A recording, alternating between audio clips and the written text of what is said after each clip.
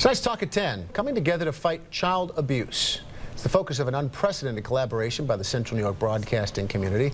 All the news stations in Syracuse are teaming up for an hour-long broadcast. We'll talk to abuse survivors and meet some of the people who answer the state's child abuse hotline in Albany.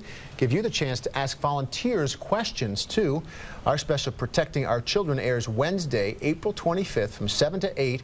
You can see it on CW6 among many other stations that are involved with this, even on the radio if you're in your car that day. You see it on NBC3, CBS 5, where Michael Benny is here joining us as he does every night for the Talk at 10 from CBS 5. And this has been an exciting project, and to give you the background, and maybe it's fairly obvious to you, but it came out of the Bernie Fine discussions with McMahon Ryan Child Advocacy Center in the weeks that followed the height of it in November and December, that boy, it would be a great idea if we could put something together that really moved past Bernie Fine and what that was all about, and tried to help with this problem that's widespread of child abuse, not just sexual, but all forms of child abuse. Yeah, and I can't think of a better way to do it than to have the people who are in your living rooms every day and night, some of the most well-known faces from all of the TV stations, all of us here at CNY Central. We've got Channel 9 involved, we've got YNN involved, we've got cooperation from radio stations, WCNY. from the Fox station, from WCNY.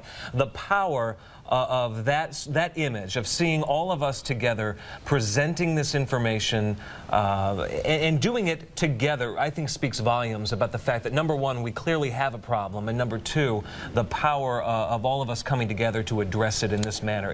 This is huge. It really is, and let me tell you how it's going to unfold on Wednesday the 25th. And during our morning newscast on all the stations, regardless of which channel it is, we're going to be talking about this issue. There's going to be a phone bank set up out of WCNY where you could call in if you have a question about something related to child abuse. It's not going to be a direct reporting line, but if they get a complaint, then they can tell you how to make that complaint to the child abuse hotline. Then again, from 5 to 6:30 that night, there'll be another phone bank set up where you can, again, get information, make calls. We'll be reporting, talking about the issues, and then the big broadcast from 7 to 8 o'clock, very much like the networks have done with Stand Up for Cancer or Telethon to benefit Haiti, that type of thing.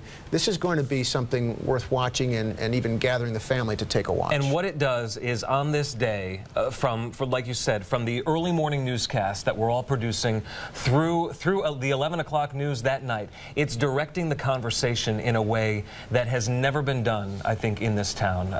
Directing it on an issue that is of such critical importance. I'm so thrilled to bring the story from Albany of the Child Abuse Hotline. Went there a couple of weeks ago and talked to these people who I sort of pitched the story as, think about your phone at your desk. When someone's calling you, what are they asking? They need a favor, they need you to write something, they need you to take on a new project at work. These folks, dozens of them, every single time that phone rings, there's a crisis on the other end. Yeah, and it's important that it gets reported properly, and then they act on it. The story that I've been working on has been talking to two adult victims 40 years after their abuse took place. Well, one of the men, Wayne Palmatier, is in his 50s.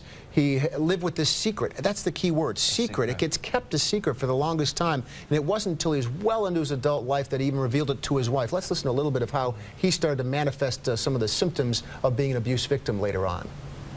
I began having nightmares, intrusive memories. I became very depressed, and I just thought I was falling apart. What did that mean to be depressed? Like, well, how did that manifest itself? You didn't want to get out of bed? Yeah, all those kinds of things. No energy, no interest in anything. I started drinking very heavily. Drinking became a big part of my life at that time.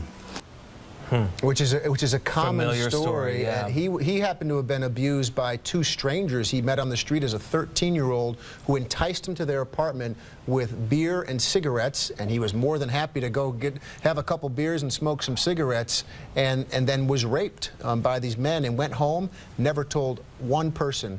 until his wife, 40 years later, didn't tell his parents, his brothers, his college roommate. Until his life started dismantling itself. And as he looked back, he realized he had had problems his entire life because of what happened, understandably, as a teen. So we have more to talk about Wayne, another victim, Dan Leonard, who we've talked with before.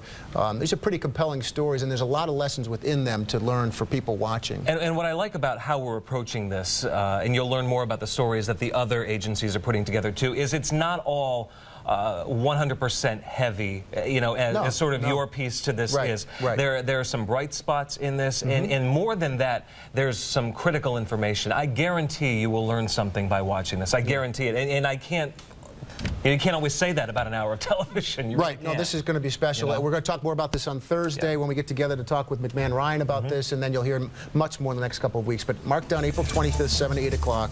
You'll hear more about it between now and then. Michael, thanks for stopping in. Thanks for being part of that broadcast. It really is unprecedented in our community. Not too late to join the conversation. You can leave your feedback on CNYCentral.com. Also, comments on our Facebook page tonight.